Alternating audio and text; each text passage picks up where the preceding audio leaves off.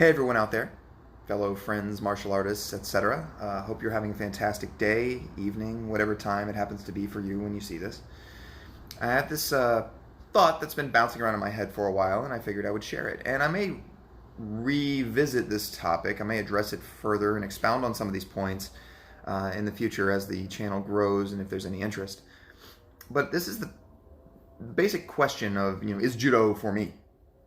And you see this, you encounter this question, you hear this, you see it written about, it's all over the internet, people are asking it all the time with respect to a variety of different martial arts or with respect to martial arts in general.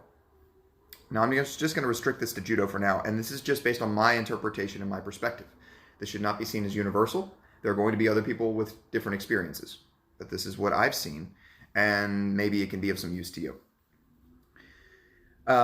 I can start off by saying that there is that sort of stock line that people give with martial arts, saying, oh, martial art X. It could be taekwondo or judo or karate or Krav Maga or Muay Thai or any of a million things. And say, oh yeah, it's for everybody. Anybody can do it. That's a lovely sentiment. It's not realistic. Now, it doesn't mean that most people can't find a way to engage with a martial art in a meaningful way. I do think that that is the case. But to say full stop that it's for everybody is either a sales pitch or it's just delusional. It's just not the case. Obviously, it's a physical art. You have to be able to use your body to some extent to do these things. And judo in particular, in my experience, is one of the rougher martial arts out there, or at least it can be if you're engaging with it and you're really throwing yourself into it. The injury rate I've experienced and that I've seen in others in judo compared to other arts that I've been exposed to is fairly high. I also do Brazilian Jiu-Jitsu. I have yet to hurt myself in any meaningful way doing Jiu-Jitsu. I'm not saying that it's never going to happen. Maybe I should knock on wood, right? I don't think that I'm impervious to injury when I'm doing Jiu-Jitsu. I've had a couple of scares. But just in general, it seems to be less abusive. I'm already on the ground, and there's less risk with respect to that, and but I'll maybe go on that tangent a little bit more some other time. The big point is that judo can be rough. And it makes sense if you think about it. Judo often is interpreted as, and actually it translates into the gentle way or the gentle art, depending on exactly your translation. And it can be gentle. Some of the best judo practitioners I know are very smooth and very gentle. They don't force anything. That does not mean that the person being thrown or the person having the technique demonstrated on them is going to have a good time the whole time. Because another kind of humorous interpretation of it, a humorous take on judo, is that it is the gentle art of hitting somebody with a planet. Because you are basically smacking a person with the earth. You are hitting them with the ground. And we train a lot to learn how to fall. And even then, we're still training on a mat that is somewhat padded. If you throw a person onto concrete, if you throw a person, out on the street or even onto packed dirt, that's going to hurt a lot. And if that person isn't aware and isn't trained in how to take a fall, more than likely they're not going to get right back up. They might, but I don't like their chances. Because again, I've seen really well executed throws in judo by one expert on another expert, and the person who gets thrown still takes a moment to get up because the hit just hurts so badly. And sometimes it knocked the wind out of them. So you have to keep that in mind. You have to understand that judo is going to be rough. Now, it doesn't have to be super rough, but there is some physical component to it. You can throttle how much you do. I have a knee injury right now that I'm dealing with. And the lateral stability in my knee is not very good at all. So when I slide side to side, there's a danger there. There are certain throws I simply cannot load up right now without being extremely fearful that my knee is going to buckle on me. So I have to be mindful of that, and I'm gravitating towards other techniques. Certain foot sweeps that I can do pretty reliably. I'm not loading people onto me very aggressively. I'm not spinning really fast. So there are certain techniques I'm avoiding. I'm still getting throws. I'm still having success when I'm testing myself. I want to say it that way. Testing myself against my partners, because it's not really a competition in class. But I have to be mindful of this.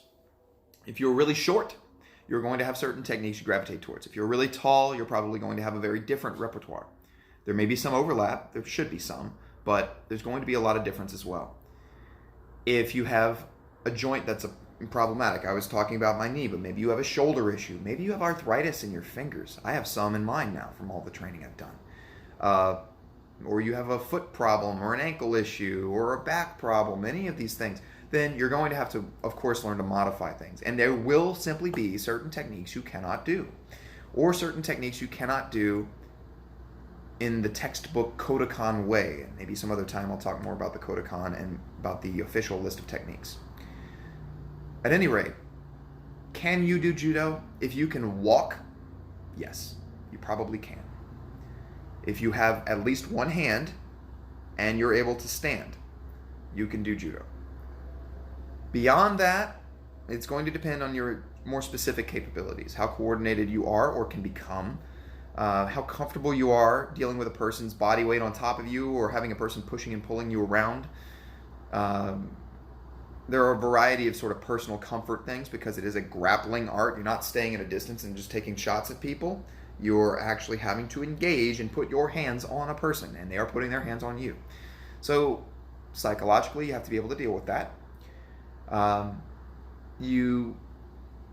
spoken to the physical thing.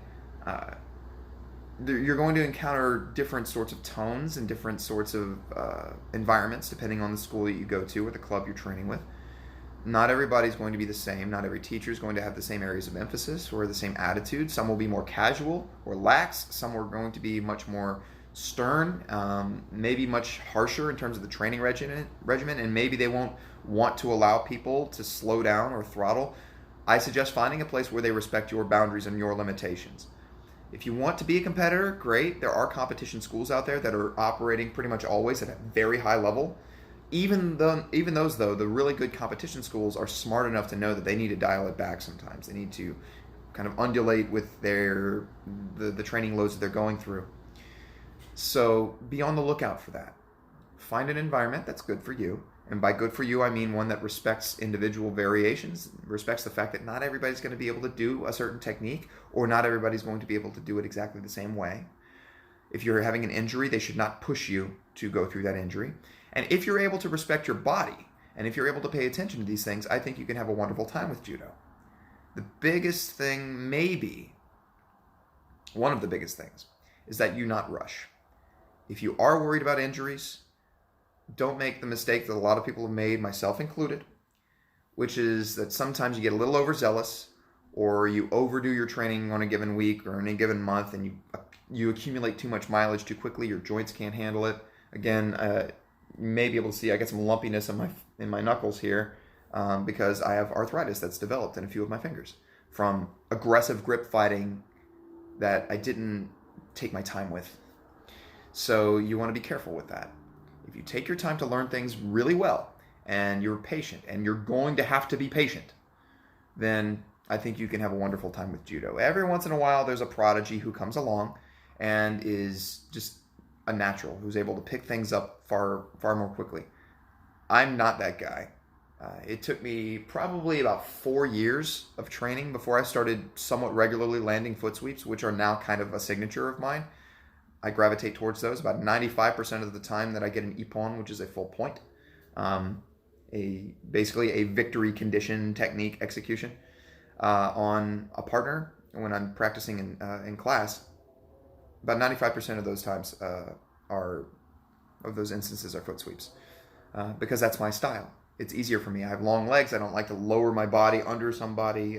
There are risks with that. It's easier for me to keep a little distance and use my feet and dance with them that way, so to speak. So I've rambled on. I've mentioned a lot of things about the physical aspects of this, some of the comfort you have to be able to develop, and that may take some time, but that's all right, with rolling around with people and pushing and pulling and putting your hands on people and all that. If you're open to that, you can have a great time. Some people don't know if they're open to it or not. Some people don't know how they will handle that. And to those people I say, well, you just got to go and try it out. If you can find a place that's inviting, that doesn't shove you into the fire right off the bat, but lets you ease into it, try it out there. Most decent schools I know of allow at least a free day, if not a free week or so you can try a couple of classes out and see how you might like it, right? And there should also be a good supportive group there who can help people. I try to be one of these people who When a white belt comes in, when a brand new person comes in, I introduce them to the club. I try to introduce them to the environment. I try to make sure that they feel very accepted and very welcomed, because it can be intimidating. I take for granted the fact that I kind of dove into martial arts and was cool with it from day one. But a lot of people are very uncomfortable, especially at first, having hands put on them, or just sweating all over each other, or any of a number of things. So if you're that kind of person, recognize that you can still enjoy this. You can still probably develop a love for judo or other martial arts. But there's going to be a little bit of a learning curve. You're going to have to get over some insecurities. You're going to have to kind of bump up against that threshold for yourself and decide whether or not you want to put in a little bit of work and see what you can get out of this. And again, a lot of that also comes down to the environment, being welcomed by the people. You want a good club or a good school that doesn't try to beat you into the ground, that isn't too militaristic probably. And then over time, if you toughen up, or if you find that you really have that spark to do something very competitive, you can find an environment, or maybe that school will let you kind of push yourself, but you can find that training as well. Last thing I'm going to say is regarding personalities. Some people think, oh, I'm too quiet, I'm too reserved, or I'm too outgoing and I'm too much of a joker, because they have this idea that a formal martial art especially is going to be very rigid. Well, I can tell you this, that we have all types at my school, and I've encountered this in a number of other schools and in other arts, where there's a variety. You have a spectrum of formal to very informal. The attitude at my current school, and I love these people to death, is a very informal one. Now, I can sometimes get a little bit more formal, because my original background was a little bit more strict than where I am now. That's not to say anything about the quality of the training, but just that the overall atmosphere and mood is very lighthearted. We joke around, we pick on each other. There are some times where I'll pick on the black belts and they'll pick on me, but it's all from a place of love. It's all, with good intention. And when we train, we still train hard, while allowing people to make the best decisions about their bodies and about what they're comfortable with that they can. So the club as a whole may be moving in a certain direction, but if somebody needs to pull out, like during the warm-ups, I can't do some of the jogging and sliding, I step out. And they just let me do that, because they know, well, I'm dealing with this injury, or I'm dealing with whatever issue. We don't push people past, far out of their comfort zone. We try to ease them out of it and help them to grow. We have all types. We've got loud people, we got quiet people. I'm one of the more talkative ones, as you may have inferred from this lengthy video. We have people from a variety of backgrounds, very technical backgrounds. We have people who work in science. I am one of those people. We have doctors, nurses, we have a couple of lawyers, we have trade workers, we have people who work in computer science, we have people who work in advertising. I've encountered geologists and musicians and artists and all sorts of people. Just everything. Martial arts isn't for any one type of person, it's for all people. As long as a person's willing to step across that threshold and put in some degree of work. And then as long as that person can find the right version of that art, or the right environment for them to explore that art. So that was a really long kind of explanation, but it takes time to express these things. So hopefully, if you watched along with the whole thing, you got something out of this. I may revisit this again. I may even create a more condensed version later on that kind of hits some bullet points and gets a little bit more to the point quickly. And maybe explore this with martial arts in general, or comparing different arts. If there's interest in that, or as the channel grows, I might be able to go into that. At any rate, if you're thinking about judo, do give it a try.